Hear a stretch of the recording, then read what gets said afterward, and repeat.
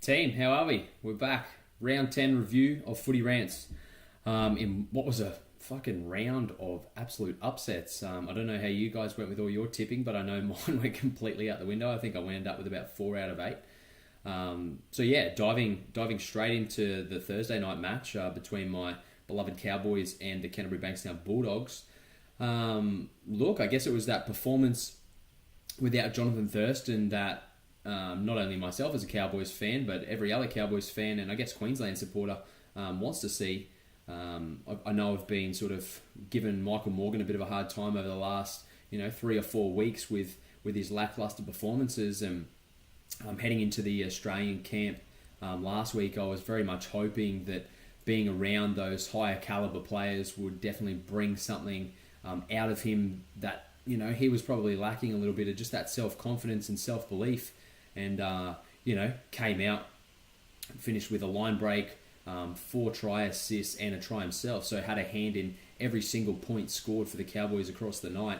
I guess ultimately the game started much like the Broncos-Panthers game a fortnight ago, with a try turned down by the bunker, and which resulted in the opposition team going on and scoring a ton of points straight off the back of that decision. So for the Cowboys, it was very lucky for them. I think even myself as a Cowboys supporter, Ray Thompson definitely took a dive, and now I guess we'll address that ruling off the bat. Right now, we've seen Cherry Evans do the same thing in the Broncos game. So since the bunker sort of set that precedent last week from the week before with Gallen in the Tigers match, we've now seen that incident rate double. So they've got to come out and say they're not going to take a stand for it, because otherwise you're just going to have poor defensive halves square up on their edge back row that they're defending and just take a dive. If that's the way that they're ruling that any sort of contact made there indicates that there's been foul play, as long as it's initiated by the defender, we're going to have some great plays absolutely go to waste simply because of a precedent that was set so long ago. Yes, it is round 10, but at the same time, it is only round 10. So we've got plenty of time to come out, as NRL referees and say, this won't be taken anymore. We made X rulings based off X result. After the decisions and results that have occurred, we want to make a change now. And I think moving forward, every coach would agree that that's the way it should be played out. I know you can't go back and change results, and it's a lot of he said, she said bullshit, but I'm hoping that they'll take some initiative, the powers that be in the referee department, and they'll come forward and make those changes adequately. Moving ahead into those games, just a few special mentions. I guess getting back to Morgan again, if you guys didn't happen to catch the game, or you missed certain parts of the game, go back and watch Michael Morgan's try. The footwork on David Clemmer was something to admire, especially of a bloke Morgan's size. Spent a little bit of time in the outside backs when he was coming through the grades and playing for Mackay Cutters the year that they won the Queensland Cup. Definitely put that talent on display, that skill set on display to outclass a bigger man and just isolate a bigger man as well. He was left clutching at air. Another big rap to one of the Cowboys forwards, in Ethan Lowe. Got the nod to start over Cohen Hess, who, as I mentioned, had been a little bit lackluster without Thurston. He didn't do anything overly exciting. Just got about his work. Plenty of tackles. I think he ended up with somewhere in the vicinity of 34 tackles. Not to mention he was handy with goal kicking duties. Kyle Felt's been a little bit inconsistent, and obviously missing the ever reliable Jonathan Thurston. That it's definitely something that you need to consider, and it's been costing teams this year at times with poor goal kicking performances. the game, I guess, stats-wise, it sort of just indicated that the Dogs didn't really capitalise on the opportunities that they had. A 30-14 scoreline, that last try that they scored, we definitely know that they've got the talent and the ability to score some amazing tries. But I don't know if it's going to be a case of, just giving Frawley and Mbai a little bit longer together to sort out what it is that they need to do, but you just felt that they didn't quite take control and get the Bulldogs going forward when they need to, because as soon as they started to square the play up and then they look for that option, either Jackson short or start bringing Branko Lee back underneath, that's when they started having a little bit of success. But realistically, a lot of the points scored were from, just taking opportunities of wet ground and a slippery footy, and capitalising on the errors that came off the back of those. A bit of an unfortunate one for Lachlan Coote in his first game back. I thought he was really good. Himself and Granville definitely brought a lot of speed and stability to that ruck, and obviously that fifth tackle kicking option was handy from Coote.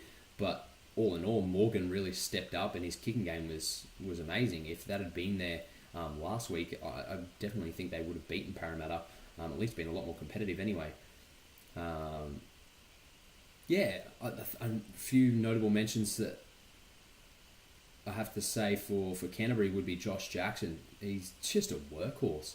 I mean, some of the shots that he was coming up with, getting the Dogs off their own line, and there was a couple of times there where that try that they scored off Coote, he was the next bloke in line to score that try. So he's just always thereabouts. His energy for the Bulldogs is something to behold. And I definitely think someone like a young Adam Elliott is definitely modelling his play off a role model at the club like the Bulldogs. Probably wasn't Adam Elliott's best game. He has been in a spot of good form and played really well for Country the week before. But one thing I did notice, when those kicks were going through, there was two. I mean, I guess it's a catch-22. If he picks it up, it's pats on the back and well done, young fella. But when you're an edge back rower and kicks are coming through, you've just got to have faith in your back three to do their job, I believe. If you start trying to take on extra responsibility outside of your scope, that puts the players whose right it is to fulfill that role, puts them under a heap of pressure. And when you've got an edge back rower like a Cohen Hess that you're marking up against and he's tearing through looking for that footy, it was just a case of right place, right time for a lot of those tries. So I guess in one instance, as a dog supporter, a Dogs player, a Dogs coach, it's a case of what if you get that try, you get yourself into the game a little bit more, and it's probably not 30-14. It's probably a lot closer. And at the same time, there are a couple of lucky tries. It might have been a case of Cowboys just needed some things to go their way, and they just generated their own luck, and that's the way the chips fell. So, as disappointing as it was and as dominant a display as it was by the Cowboys, I don't think the Bulldogs will be overly disheartened. Their next game is against the Roosters, so we know how fiery those clashes are. And it's a shame that Reynolds won't be there, because we know that he's always up for that matchup, especially because he was a Roosters fan growing up as a kid. So, look, pros and cons to take out of both teams. Obviously, a massive plus for the Cowboys winning without Jonathan Thurston in Sydney, and then they'll move forward, taking on Cronulla at home on Thursday night down there. So they're going to have to, go up another level again if they're going to go and beat the defending premiers. Moving on to the first game of Friday night, it was a bit of a back and forward game, and there was, again, plenty of controversy around some refereeing decisions, but we saw the Sharks come out 18-14 victors, and that was their first win at Kogarah since 2007, so a long time between drinks for those guys. And I mean, you look at the stats and how Cronulla keep winning games. They completed at 68%. Maloney chalked up his 20th penalty for the season. I guess the only thing that sort of played out in their favour was the 7-2 line breaks in favour of the Sharks. So that was where they really started to get that momentum during that back quarter of the game, that last 15-20 minutes. Big raps have got to go to the Dragons, coming into the game without Widdop, and now compounding that with Dugan, and then you lose Ewan Aitken super early. So the halves combination that you're going into the game with, you're throwing that out the window almost instantaneously and putting a debutant in there in Jay Fields. So the fact that you kept it within 4 points is a massive plus. But at the same time, when Russell Packer scores that try off a great offload from Paul Vaughan, who also scored a try, those guys playing some outstanding footy. Vaughan ran for 200 metres and Packer ran for 188. Everything was just on the go forward, and yeah, what more do you say? That you probably have the opportunities to win the game, I think, is where most of the disappointment will come out of the Dragons camp. And I mean, yeah, you can argue that the forward pass from Ricky Latelli to Sasai Feki, and it goes both ways. There was a couple of calls. I think it was Macron who stripped the footy out on Andrew Fafita, but then at the same time, you look at that from the Sharks' perspective. He had 3 on none, could have just tipped and they would have scored in the corner. The big difference for me for Cronulla probably come through 3 players: Wade Graham, Valentine Holmes, and Jack Bird. The fact that Wade's such a big body, but he brings that kicking game as well, that just amplifies the abilities that someone like your James Maloney's and your Chad Townsend's already bring to the table. And then you've got the ball playing ability of a Valentine Holmes, and you're seeing where he was that last pass for a couple of their tries, and then you look on that other side and you had Jason Nightingale at the back when they had their last roll of dice, and he kicks that one dead, and that's the end of their run. So that was sort of the trade-off for me there. And then on top of Wade Graham's kicking game and his ability to play that left edge so comfortably on that short side play, but just the little combination that himself and Jack Bird tipped off, Bird coming in off that right centre to push up the guts and end up nearly scoring a couple of tries left of the post. That's what you want your centres doing, is marking up and going that extra mile. We've seen Jared Hayne do the same thing against the Melbourne Storm, which we'll touch on a little bit later. But you want your players looking for extra efforts, looking to outstrip the opposition when they notice that numbers are awry. So it was a tight game, and it was pleasing to see that the Dragons, that they'll be absolutely shattered that they've lost 3 in a row now, no doubt. But I think it's more about how you react rather than the current circumstances that will dictate how your season plays out. And they're going up against the Warriors in New Zealand next Friday. So, that's going to be a massive game for them. You don't want to lose a month straight of footy. And the Warriors were sort of left clutching at straws after their performance on the weekend. So it's going to make for an interesting contest. But yeah, as far as that, and I guess another decision that the Dragons fans would be dirty on was that missed knock-on from Wade Graham in the lead-up to one of Fecky's tries. And again, yeah, that comes down to the referees. That's not really the bunker. The bunker's there to rule on what the referees throw their way. And, they can pick up anything after the fact, but if they didn't even voice any concerns about the play the ball, they weren't even looking back that far. So, it's, I guess, another hole in the system, and, how far do you go looking back before we start whinging that it's wasting too much time, and, would we rather the referee just made a decision straight off the bat there? I don't know what the right call is around that, but, the fact that seasons hinge on those sort of calls is disappointing, but at the same time, I guess it's something that we're going to have to deal with for the short term, at least. So, yeah, it was a good game of footy, and I think the scary thing for a lot of other opposition teams is the fact that the Sharks are still winning games with completion rates of 68%. That's the scary thing. If they start taking all of their opportunities and executing the way that they can and the way that they did last year, which ultimately led to their maiden premiership, that title defence starts to look a lot more plausible in my eyes. So, yeah, it'll be interesting to see what they can muster up this second half of the season, and whether they can really give that title defence a red hot crack. So yeah, I'm looking forward to see basically how they react over the next month, and a lot of that will be dictated around, Maloney's either presence or absence in that New South Wales team. I imagine that him and Pearce will get picked. So how they handle that, and they've probably got a few others that are definitely putting their hand up. Jack Bird, Wade Graham are probably pretty close. So it'll be interesting to see. The second game on Friday night, we had the Rabbits and the Tigers, and my sort of rationale was that I don't really know why the Rabbits were going to win, but I just felt that they were due. But I'll just read a few stats that pretty much sums up where both teams are at. I don't want to go getting ahead of myself in giving the Rabbitohs too much of a rap with a 28-8 victory. But the Bunnies, 56% of possession, 13-6. They let in offloads, 6-1 line breaks. The Tigers missed fucking 57 tackles, 4 goal line dropouts. Tigers had a sin bin, and the Bunnies had 2 more penalties. Now, 28-8 scoreline, and scoring ceased with 27 minutes to go for the Bunnies.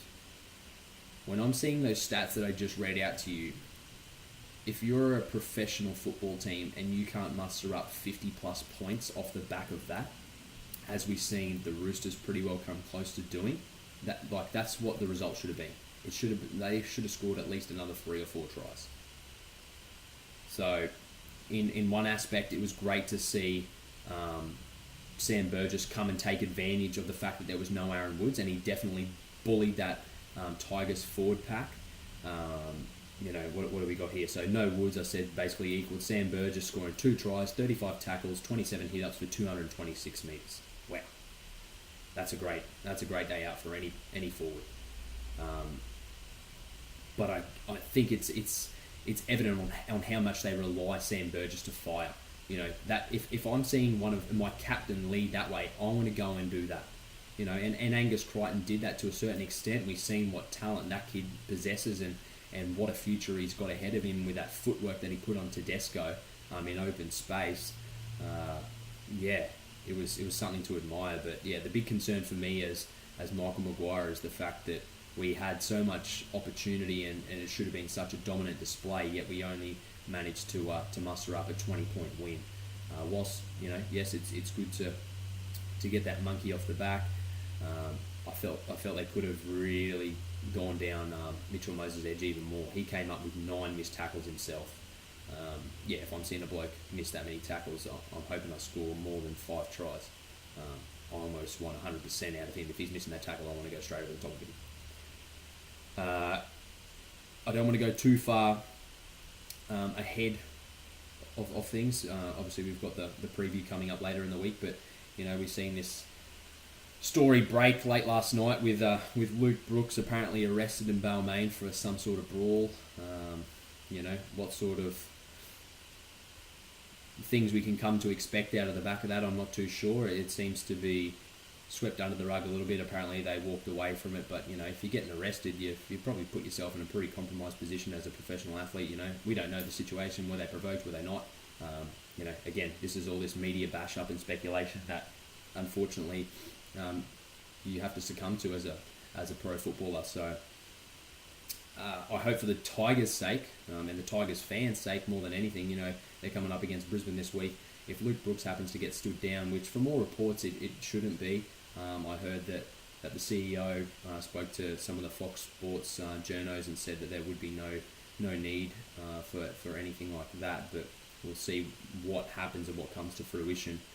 But when you're facing a Brisbane team that's looking at the return of Ben Hunt and James Roberts, I want all hands on deck, especially when that halfback's just signed on for another few years and showed his loyalty. I want him setting the standard. I don't want him getting fights a fortnight after I've re-signed the bloke. So, yeah, potential for things to go from worse to even worse for the Tigers, unfortunately. So, moving on to Saturday. And for most of you Footy Rants fans, I'm hoping, along with myself, this is where your tipping went to shit. Because my Saturday wasn't too fun. It was definitely a a case of comebacks. It was the comeback king day. All of them sort of panned out a little bit differently. None so emphatic as the first game between Penrith and New Zealand. The classic case of a game of two halves. But yeah, I don't know. When I saw that intercept from David Fusatua right on half time for the Warriors, I thought, that's going to be the play that breaks Penrith's back. 22 points. Yes, I knew that Penrith had the points in them, and if I'm tipping any team to fucking throw away a half-time lead like that, I'm putting my money on the Warriors out of any team in the NRL. But to switch off in the way that they did was so disappointing. Their defence, even in the first half, the Warriors were so sound. Some of the decisions that they were making, they weren't leaving anyone stranded. Even Sean Johnson, to a certain extent, who we know can be a bit of a liability in that New Zealand Warriors right edge, he stood up and made the right calls, especially against some international players too, in Wonga Blanket and Dean Whare and the rest of it. So, sorry, Peter Hiku, not Whare. But yeah, whatever was said by Anthony Griffin at half time and whatever desperate mindset that they managed to get themselves into, or whatever sort of, I guess, wrongdoings that they didn't feel were too hard to overcome in that second half, the Panthers executed exceptionally well in the second half. And we've seen that they were capable of doing it against Brisbane as well. So I guess the challenge is now for them to put together 80-minute performances and stop fucking dancing around the bush. They scored 4 tries in 13 minutes. That is phenomenal. Phenomenal rate. I think a lot of that came off the back of, obviously Isaiah Yeo was running great lines and thoroughly deserved his 2 tries. Again, I've been saying it week after week after week, and I hope I get to drop his name every single podcast for the rest of the season. But Regan Campbell-Gillard, stand up and applaud yourself, young fella, because you are fucking playing some great rugby league at the moment. James Tarmow, I don't know when he's going to start playing good footy. And I mean, as a Cowboys supporter and seeing him go, we felt like he maybe didn't put his best foot forward last year even, but you sort of expect a renewal of energy when you get a change up like that, and obviously moving closer back to home for himself. I really expected him to fire in that forward pack, and he's really getting overshadowed by a rookie. I shouldn't really call him a rookie now. He's been around for a number of seasons, and Trent Merrin's finally, I guess, sort of echoed the same sort of resurgence that Michael Morgan's seen after being in the Australian Test camp, and yeah, he put together another great display for the middle there, locking up the scrum for Penrith. And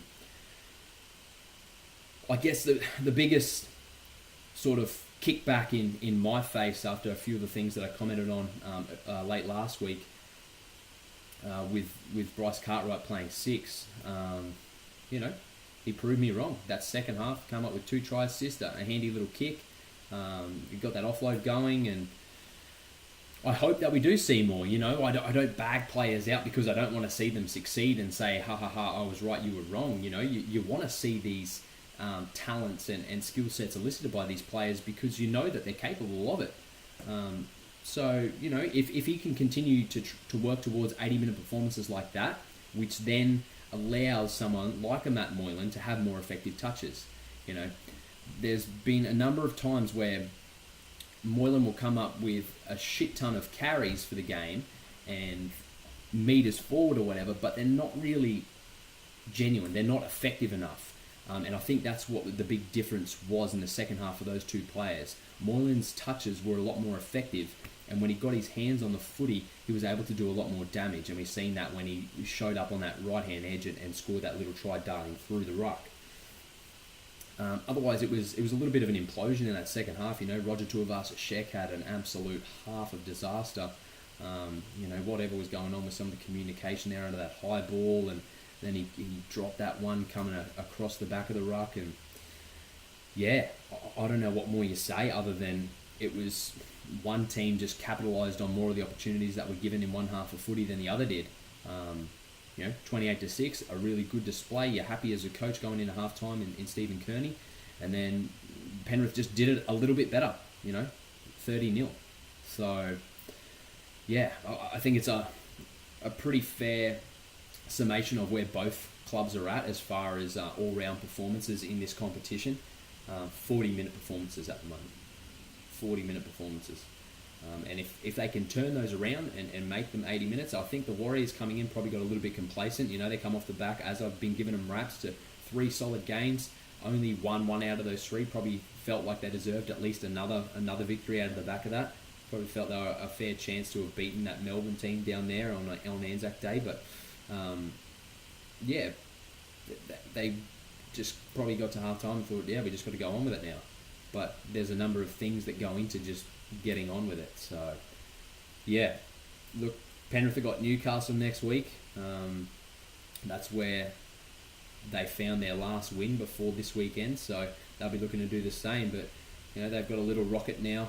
Does Newcastle after their upset win, which we'll get to shortly. But it should make for some interesting footy. And as we've already mentioned, St. George come up against the Warriors. So again, tipping doesn't get any easier. You've got teams coming into form, coming out of form. So that's what I love so much about the NRL and the game of rugby league is the quality is so high across this board that you just don't know what's going to happen and how runs can change. So again, moving into another, this was a bit more of a to and fro affair between Melbourne and the Gold Coast.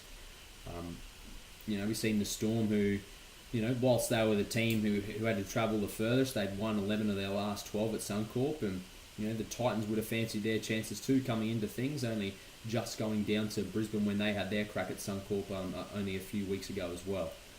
I think what Melbourne will be most disappointed on, there's a few points to touch on here, but the fact that they let in 2 tries under the post from front rowers. We've seen Ryan James and Pulu score, and those completions again 63%. Again, it's a reflection on the quality of those sides in Melbourne and your Cronulla's to even be within winning distance of games when you're completing that poorly. Adding on top of the fact that Gold Coast just seemed to find a way to keep fucking injuring their players, the poor bastards. You had Sargentson, Simpkins and Hayne all going off the field, so they finished the game with only 1 reserve. And I think what we're seeing, a big trait that's coming out of this situation is that they just don't go away, and they try very much to just go back to what works well for any football team, and that's just doing the basics right. Getting through their sets, looking for repeat sets, and building that pressure. And that's definitely what they did, and they forced 3 dropouts, and that short kicking game of both Ash Taylor and Kane Elgey definitely was the tipping point for the game, and probably why they gave themselves the opportunities to get on top. And we spoke about a bit of a mismatch that was probably going to play in the Gold Coast's favour, and that was the tall body of Anthony Don over an Addo Carr. So it was going to be basically a case of playing to either edge. So you had Vunivalu on the opposite side for the Storm doing his thing, and that they basically won out. They executed just that little bit better on the shine. Vunivalu had that opportunity to score that try and unfortunately put it down. There was a lot of case of what ifs. It was good to see the old masterclass of Smith, Slater and Cronk teaming up for a few efforts, and unfortunately, Cooper Cronk was offside for that one kick off Slater, which was another opportunity where they could have snuck the game away. But when you see the pairing in Anthony Don come up with 3 tries between them, Anthony Don with 2 try assists as well, which led to Hurrell's tries. They just played over the top of Addo-Carr and Blair a little bit. Blair did score that 1 try, and you sort of felt with 7 minutes to go, a team like the Melbourne Storm normally just goes on and do the job.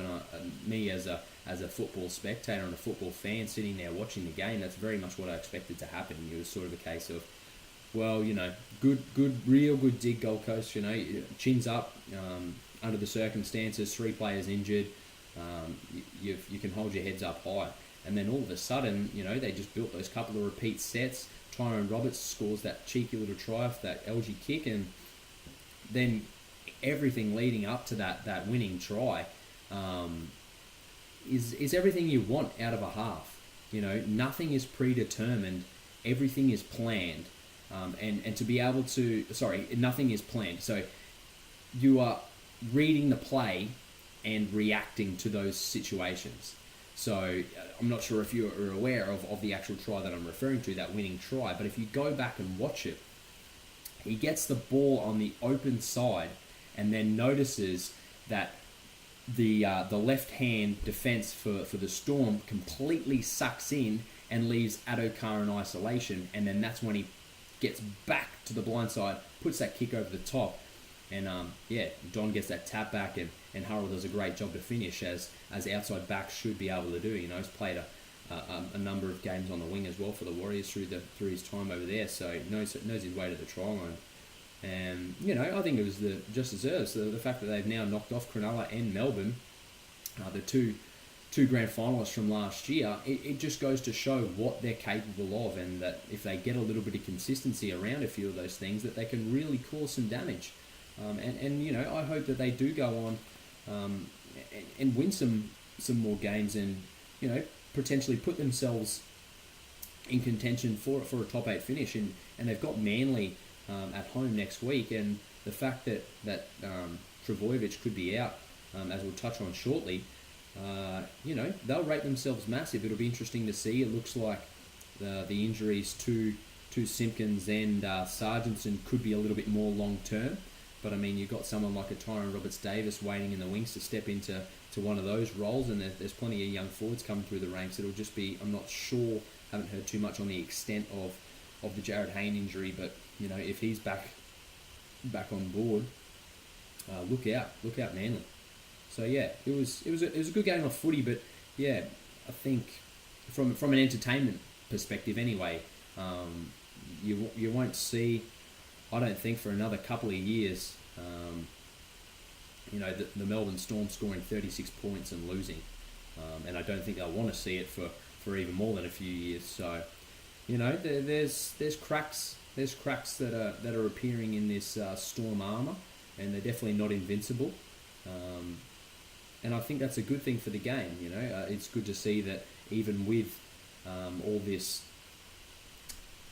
you know, potent experience that Melbourne possess, that there is opportunities, and that rugby league is just a game. And if you play to the odds that rugby league possesses, you are going to be able to come up with results, and that's exactly what the Gold Coast did. And moving into the final game of Saturday night, and again, it was another case of comebacks, a little bit different in this sense, where it wasn't you know, I wouldn't say a complete half of total domination. I think the Broncos had their opportunities late in the first half, but Manly did well to defend them out. And I guess the first point of call is Manly score all of their points in the first 9 minutes, and then don't score for another 71. So that's the first thing that's a concern for me, is Trent Barrett. The second thing is why they went away from what was working for them.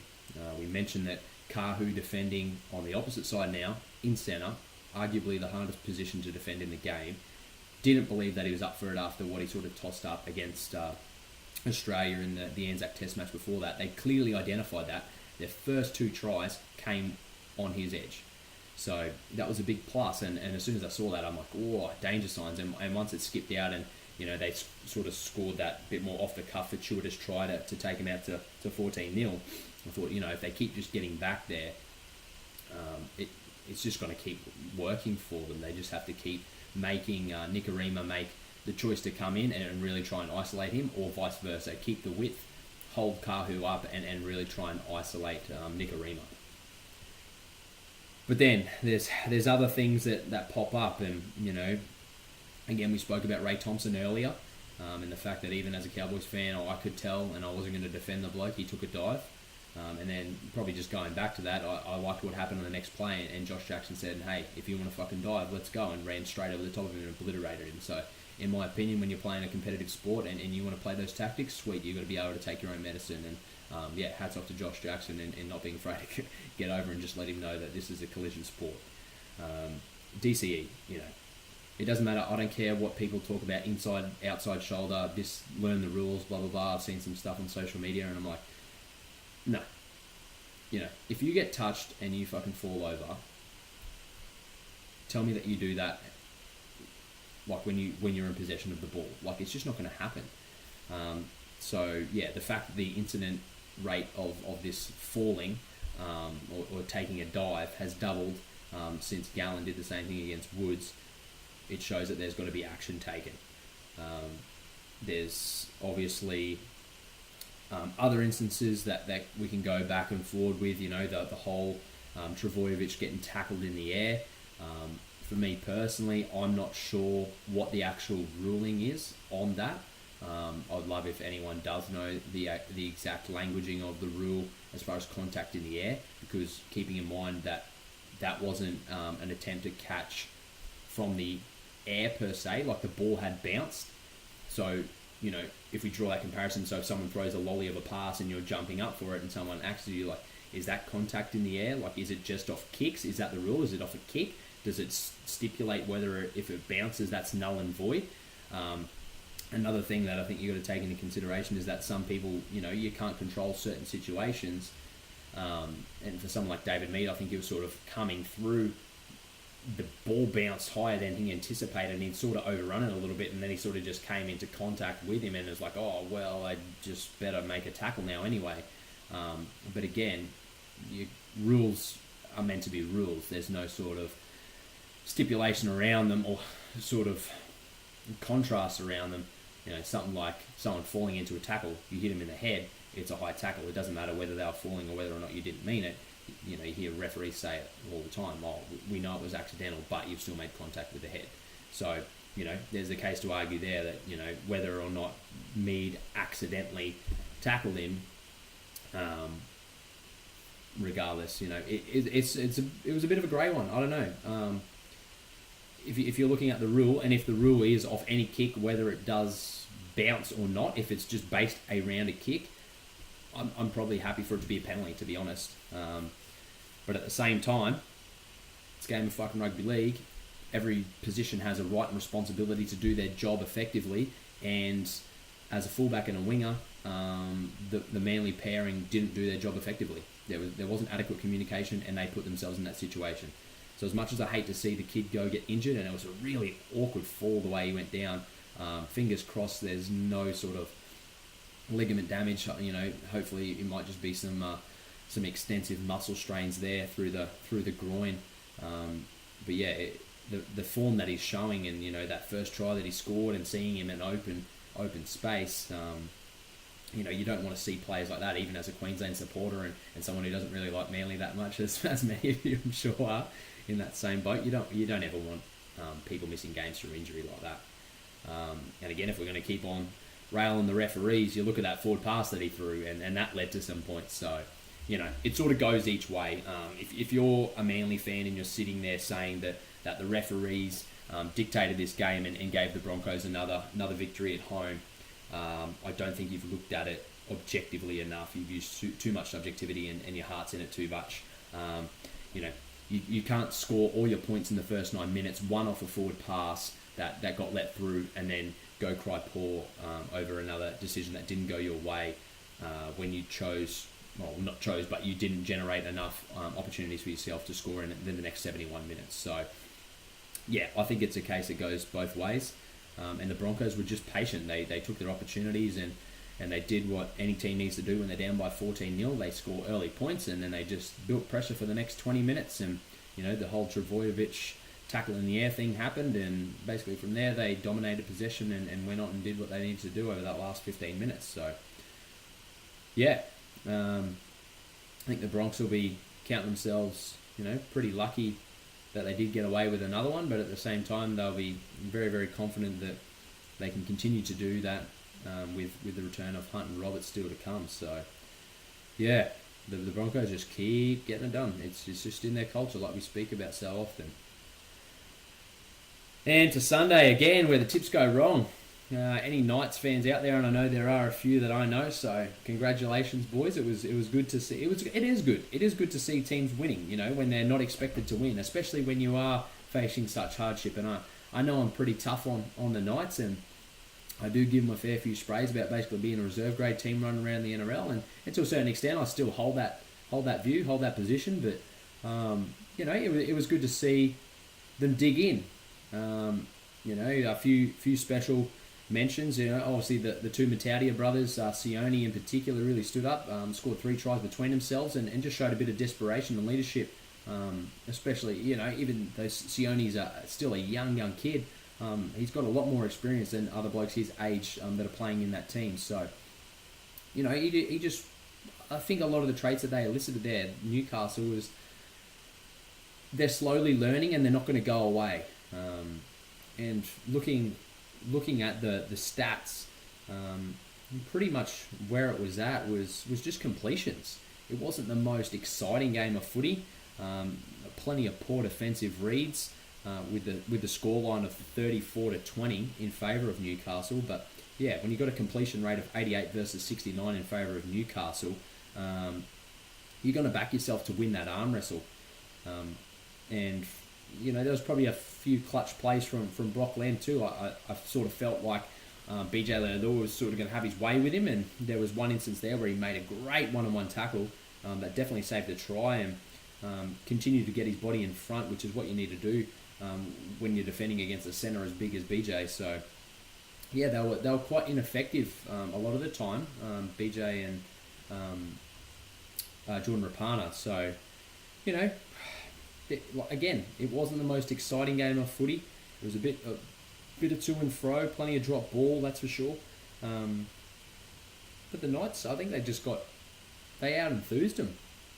I think even missing Papali, Canberra sort of thought, we're staring down the barrel of 3 losses, but we can sort of just get our foothold back in here, and away we go. And all of a sudden, it didn't play out that way, and they were playing tit for tat a lot of the time, and they just dominated that possession for that 10-minute period, Newcastle, and made them pay. And it was as a lead that Canberra couldn't reel back in. So, I don't have too much to say about the game. It was pretty straightforward, but a team that in Canberra that's going to remain pretty well unaffected by Origin selection.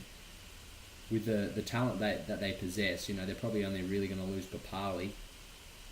You would expect them, that they need to go out and win well during this origin period. If they start to make a habit of this losing business, they're coming up against Parramatta next week, who will also be desperate, and we'll touch on Para in just a few minutes. But you don't want to go 4 in a row. You don't want a month of losing, because then all of a sudden it just gets, that distance starts to creep out in that attitude around winning, and it's like, oh, what were we doing when we were winning? You start just second guessing, and you start holding on to that past that you would otherwise let go when you're playing with that confidence. And we know how much of a confidence team Canberra are, and they like to play that free-flowing game.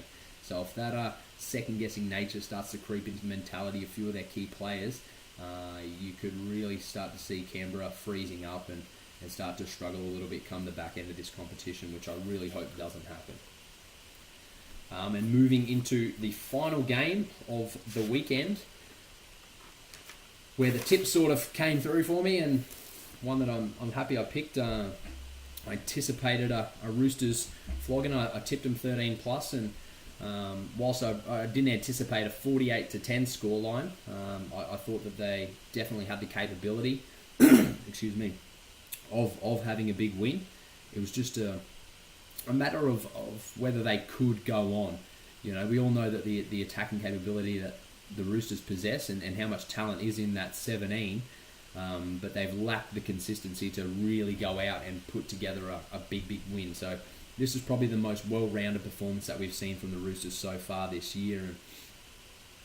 And to see Latrell Mitchell come back after being out of the game for the last 3 weeks was really pleasing, and to see him score that try within the first 3 minutes and see how much it meant to him, and the fact that he really loved, you could just see that he was really passionate about being back with the boys and wearing that Roosters jersey. But you look at the stats here, 60-40 possession, 88 to 65% completions, 39 missed tackles from Parramatta, 4 more penalties for the Roosters and 4 more errors for Parramatta. It sort of dictates the way it played out in the long run, and I know that's at the end of the game, and obviously you're going to see something quite lopsided like that. But I felt sort of where it really started to kick away was, they'd score that try through Gutherson, Parramatta, and got it back to 16-4. After, or 14-4, but then the Roosters kicked that penalty goal to take it back out to 16-4.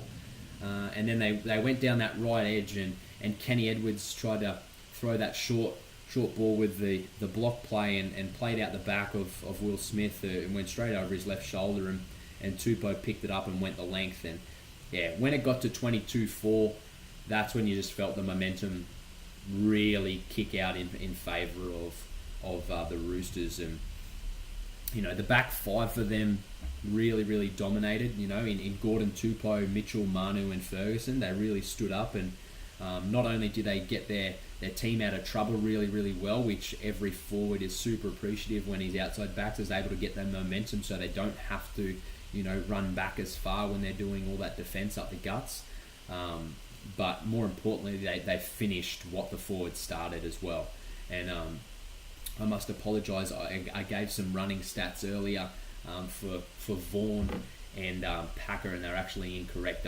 The 200 metres and 188 metres respectively were actually in reserve for Waria Hargraves and Taukei'aho, who led up the front for the Roosters. And Dylan Napa was also solid again. He's definitely staking his claim for an Origin berth. But you add on these little 1%ers. Friend's kicking game is starting to actually come up now. We've seen him poke a few through when he noticed that the Parramatta defence was shooting up really hard. And then when you look at Pearson and Keary and the attributes that they possess, their pass selection. We've seen straight off the bat in that 3 minutes that two-man cutout to get Latrell Mitchell on the outside of Ava'a. And then you've seen him back on the other side putting away Ferguson. You've got the support play that both of them possess. They're always chasing up around blocks, looking for the breaks, and pushing for the offloads off their big men like Waria Hargraves and the like. Their kicking game, not only short, but also getting them out of trouble. They've got such big boots on them, both boys, in particular Pearce. And they're just starting to chime in and find a rhythm and making those correct choices when they really, really need to. And when you give quality service like that, what you tend to generate is a lot of time for damaging centres. And they've got that in two young kids at the moment in Latrell Mitchell and Joey Manu.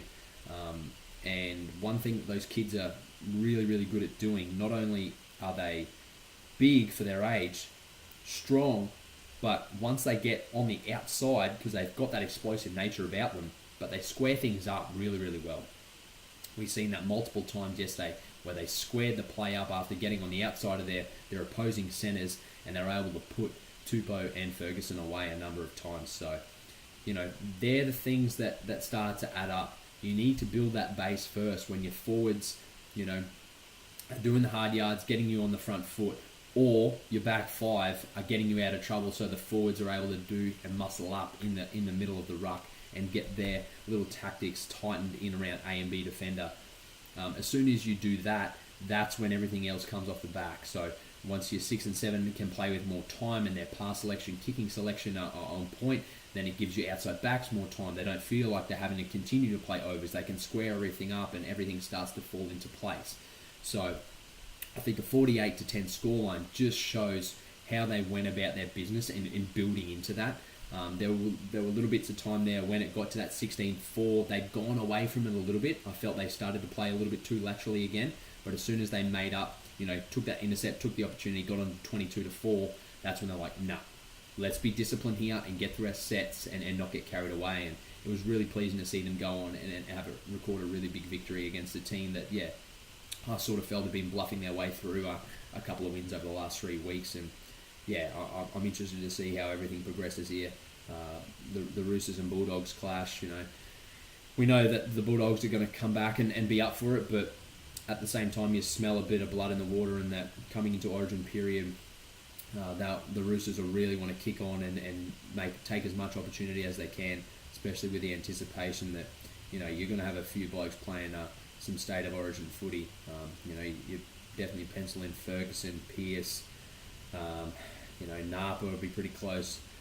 Boyd Corner will be in there. Guerra will probably get another crack. They're going to be missing a few, so they're going to be wanting to carry that momentum and make sure that they're building towards something. They'll get their buys when they're afforded them, but they're going to have to stand up and make sure that they're up to the quality of NRL. So yeah, that wraps up round 10. I'm looking forward to seeing how everything continues to develop around these refereeing calls, and hopefully they are amended for and taken care of, and we can start to focus more on the good side of the game rather than having to constantly circulate around where players are signing, drug problems, referee decisions and stuff like that, and just get excited for the fact that this is the greatest game of all. So yeah, until Thursday, guys, have a good next couple of days, and yeah, ramp things up and get ready for another edition of Footy Rants. Thanks, champions.